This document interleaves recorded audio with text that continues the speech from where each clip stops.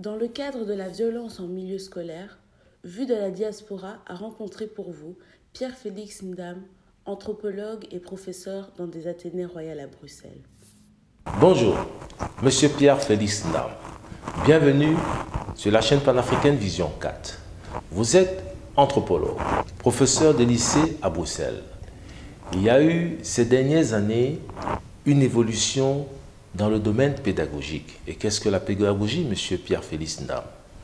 Quelle est la différence entre les méthodes pédagogiques d'aujourd'hui et celles qui faisaient foi il y a 10 ans? La pédagogie, c'est l'art d'enseigner. C'est l'art d'apporter le savoir dans un milieu sacré. Le savoir et le savoir-être surtout. Alors, votre question, est-ce que la pédagogie a évolué? La pédagogie étant une science, comme toutes les autres sciences, elle a nettement évolué. Et on a aujourd'hui la pédagogie active, la pédagogie dynamique. C'est cette pédagogie qui consiste à associer l'élève au savoir et au savoir-être. Il y a, à notre époque, quand on était élève, ou bien il y a un peu plus de 10 ans, la pédagogie était dite traditionnelle.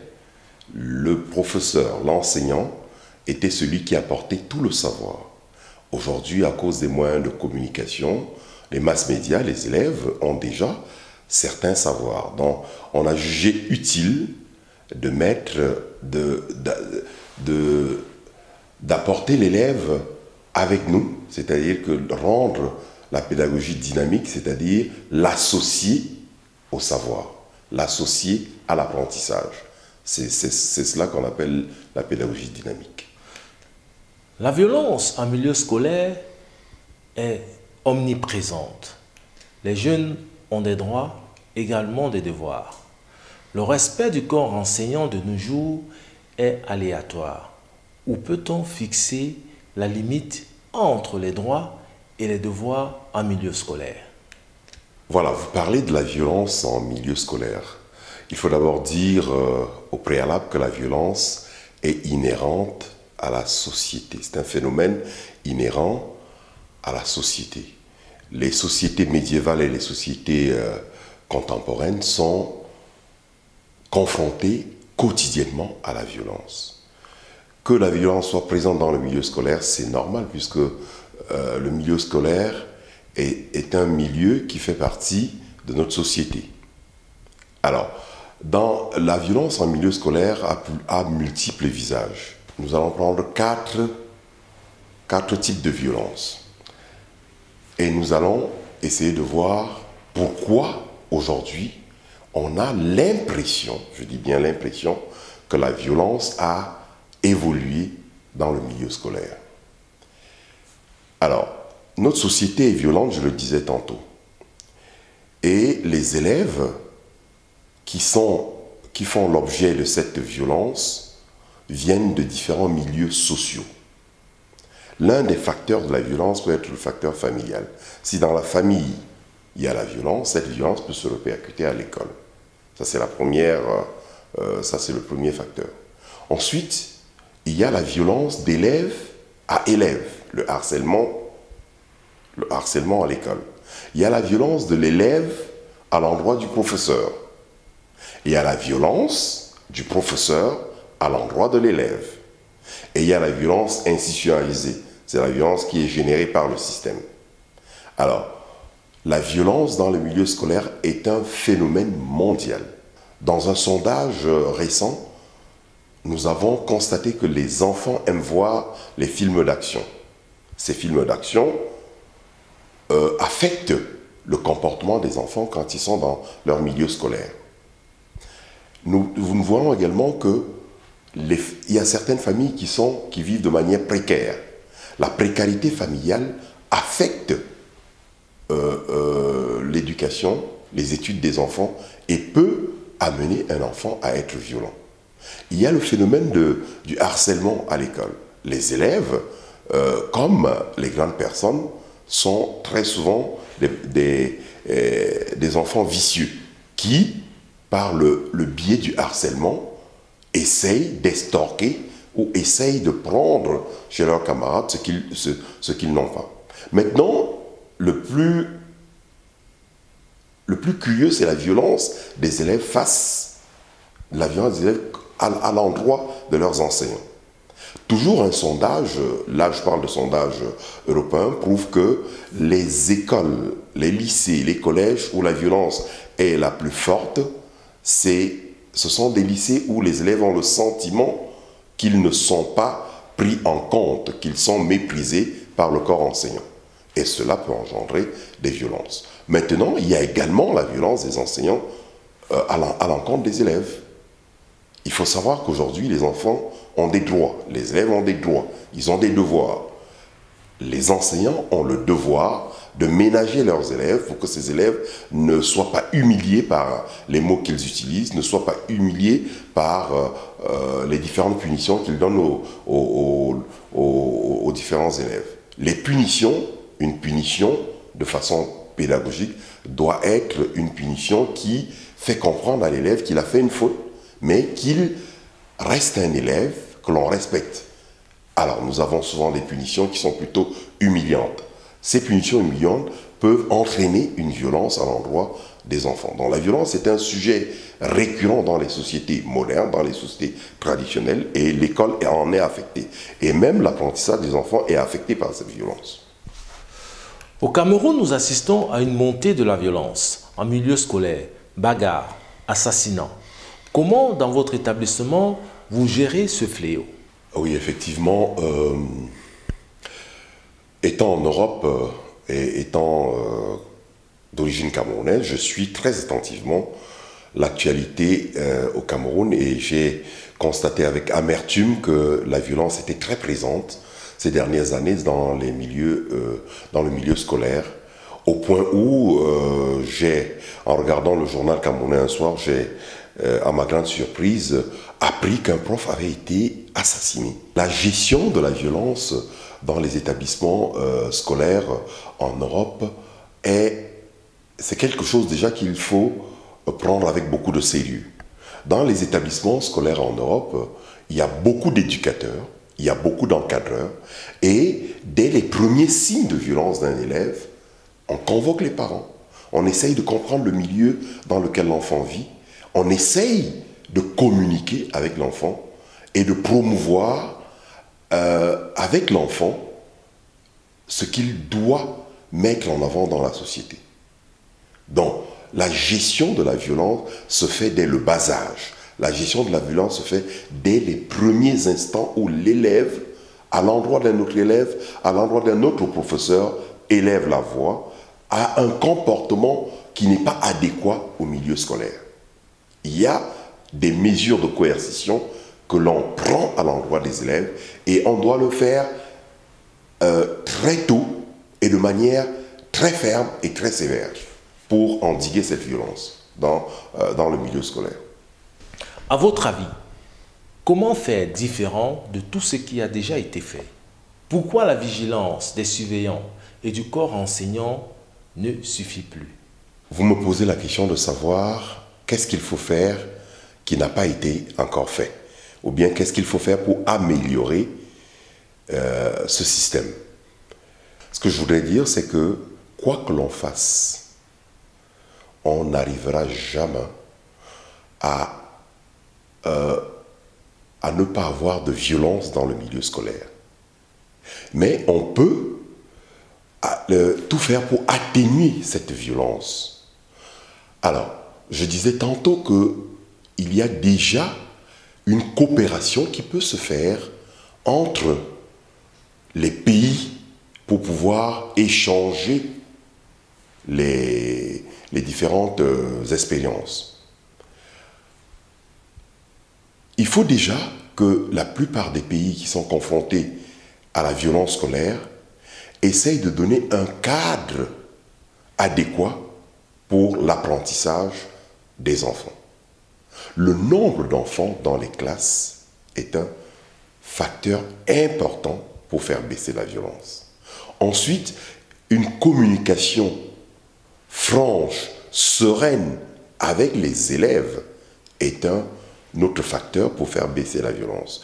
Il y a également les activités parascolaires. Ces différentes activités parascolaires permettent aux éducateurs et à ceux qui les donnent de mieux connaître les élèves et de permettre aux élèves de voir quelque chose d'autre que l'instruction, l'éducation et les cours. Faudrait-il recourir à la bastonnade ou encore à la fessée qui a fait partie d'un monde éducationnel aujourd'hui révolu? Oui, soyons sérieux. Aujourd'hui, la bastonnade, la fessée n'ont pas lieu d'être dans les écoles. Le châtiment corporel n'est pas le meilleur moyen d'abaisser le niveau de violence dans les écoles. Il faut que l'on soit sérieux. Vous savez, la fessée, la violence physique ou bien la violence corporelle, c'est déjà le déficit de communication. Si nous réussissons à communiquer avec nos élèves, nous pouvons, n'est-ce pas, tirer d'eux quelque chose. Dans une classe, un professeur est respecté, un professeur est écouté par les élèves lorsqu'il respecte ses élèves. Lorsque les élèves sentent que le professeur a une oreille attentive à leurs requêtes, à leurs doléances. Nous sommes au XXIe siècle, parler de châtiment corporel n'est pas sérieux. Pour moi, c'est un monde révolu. Cela a existé dans beaucoup de pays. Alors, quand on parle de châtiment corporel, on pense immédiatement aux pays africains. Mais je vous dis que dans les pays européens, le châtiment corporel a existé dans les écoles. Simplement, il a été légiféré par la loi, interdit. On ne peut plus utiliser comme mode de punition le châtiment corporel. D'ailleurs, le châtiment corporel engendre de la violence. Vous savez que la violence engendre la violence. Aujourd'hui, en Europe, en tant que parent, vous pouvez être condamné pour des faits de violence ou menaces parce que vous avez donné une fessée à votre enfant. Comment faire pour trouver le juste milieu? Effectivement, en Europe, il est interdit, il est formellement interdit d'utiliser la violence pour résoudre les problèmes. Que ce soit la violence familiale ou la violence en milieu scolaire, il est strictement interdit. C'est puni par la loi.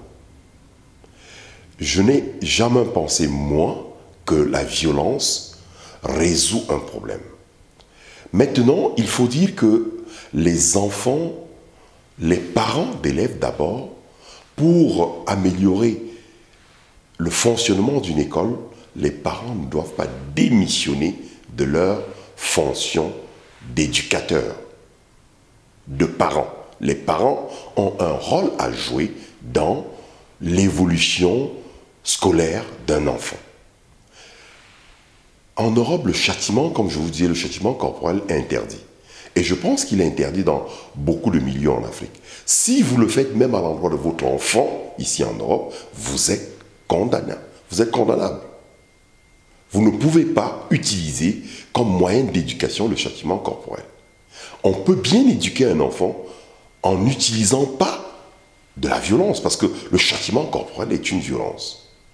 Là, je vais revenir sur le phénomène de la communication. Maintenant, si vous n'arrivez pas à vous faire entendre, à vous faire comprendre par vos enfants, il y a des spécialistes qui peuvent vous aider. Il y a des psychologues qui peuvent vous aider. Il y a des thérapeutes qui peuvent vous aider pour pouvoir installer entre vous et l'enfant une certaine communication. Ce n'est toujours pas facile, mais on peut y arriver avec les mots. Je redis que quand on tombe dans le domaine de la violence, c'est qu'il y a rupture de la communication. Les jeunes sont connectés. Est-ce que les téléphones Android jouent un rôle néfaste dans l'éducation en milieu scolaire? Mais effectivement, les téléphones Android, pour parler de téléphones, sont déjà en Europe interdits. Les élèves n'ont pas le droit de toucher à leur téléphone en heure de cours. C'est interdit. aller dans la classe comme dans la cour de récréation.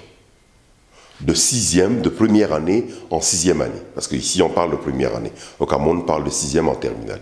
Le téléphone est interdit. Mais ce qu'il faut savoir, c'est qu'un professeur peut décider que le téléphone Android, le smartphone, soit un jour un outil pédagogique. Dans ce cas, le professeur prend la responsabilité de demander aux élèves d'apporter leur téléphone et de l'utiliser dans un cadre strictement pédagogique. Vous savez que la violence scolaire est également le fait que les masses médias, les outils de communication modernes aujourd'hui, ne sont pas étrangers à la violence. Les enfants sont confrontés sur leur smartphone, sur leur téléphone, parfois au harcèlement. Le harcèlement aujourd'hui se fait par téléphone, se fait par les réseaux sociaux. Donc, le téléphone Android est un objet qui est associé à la violence. Mais je veux revenir à l'utilisation de chaque objet de notre temps. Nous sommes au XXIe siècle, nous ne pouvons pas empêcher les enfants d'avoir un téléphone. Mais chaque parent doit demander, éduquer son enfant dans l'utilisation des nouveaux outils de communication.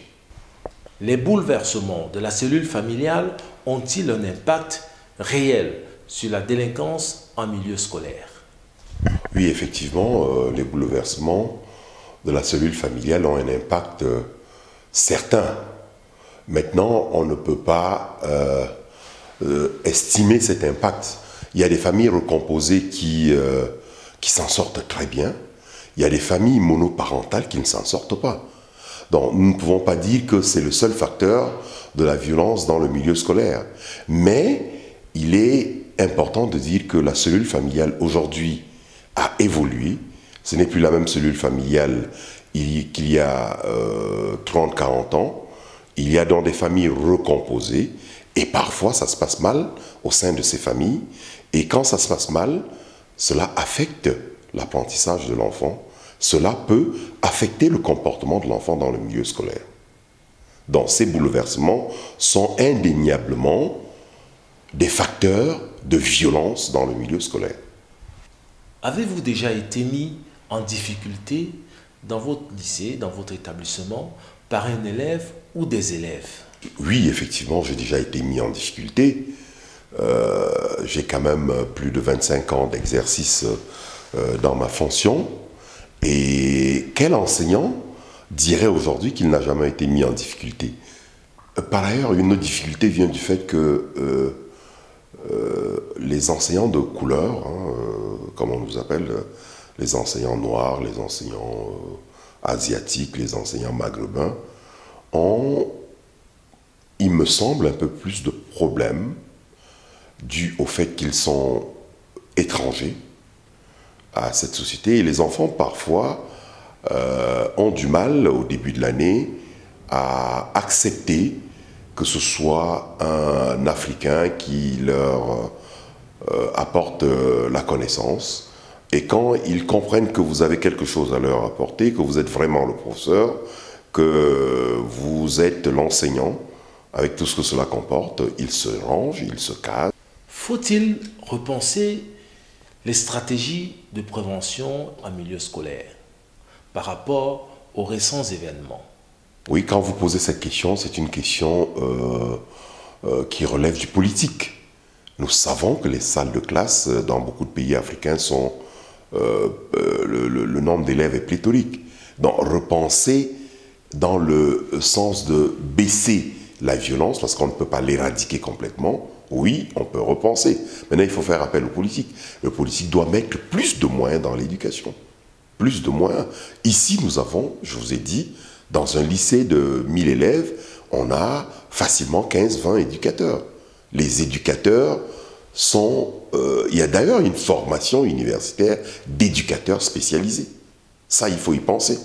Alors, les éducateurs connaissent bien les élèves et vont les chercher dans les classes quand il y a un problème, Quand un professeur a un problème, il fait appel à l'éducateur de l'élève qui vient le chercher dans la classe. L'éducation nationale dans nos pays, dans les pays africains, doivent mettre plus de moyens dans le système scolaire en recrutant des psychologues qu'ils affectent aux écoles, des éducateurs et beaucoup d'autres enseignants, parce qu'il manque parfois des enseignants. Et c'est pour cela que la violence est présente dans tous ces établissements. Monsieur Pierre-Félix Ndam, êtes-vous sportif? Le Cameroun illumine l'Afrique avec des stades de standing mondial. Avez-vous cru à cette stratégie de développement par le sport? J'ai fait du sport comme toutes les personnes de ma génération quand j'étais au lycée, avec le SUC. On était sportif à cet instant, mais on n'est pas allé plus loin. Maintenant, je suis très fier de mon pays. J'ai vu à la télévision des stades de grand standing. Et ça m'a fait plaisir de voir que mon pays pouvait également avoir de grands stades. Je veux le redire, je suis fier de l'investissement qui a été fait au niveau des stades au Cameroun. Ça, tout le monde en est fier, il faut le dire. Quand c'est bon, quand c'est bien, il faut le dire. Nous arrivons au terme de cette interview. Les systèmes éducatifs de par le monde sont différents, mais ont un même objectif. Quel est le regard que vous portez sur le système éducatif du Cameroun vu de la diaspora? Le système éducatif au Cameroun, comme je le disais tantôt, est un bon système, puisque les élèves qui arrivent du Cameroun réussissent très facilement dans les grandes écoles ici, les hautes écoles en Belgique, à l'université. Maintenant, le système n'est pas parfait. Loin de là. Il faut le revoir profondément. D'abord au niveau des effectifs par classe. Il faut le revoir au niveau de la violence. Ces derniers temps, nous avons eu beaucoup de violence dans les écoles au Cameroun. Violence entre élèves, violence à l'endroit des professeurs, violence au sein des établissements. Le corps enseignant et le ministère de l'Éducation nationale doivent travailler ensemble pour trouver des voies et moyens de juguler cette violence. On peut y arriver si on y met de la volonté. Donc, il y a l'investissement dans les écoles qui doit être fait. Il y a donc le fait que les élèves sont très nombreux dans les salles de classe. Et il y a les structures qui doivent être construites pour les élèves avec des structures parascolaires au sein des établissements. Tout cela peut aider à baisser le niveau de violence dans les établissements scolaires du Cameroun. C'est ici que s'achève cette interview. Quant à moi, je vous donne rendez-vous pour le prochain numéro.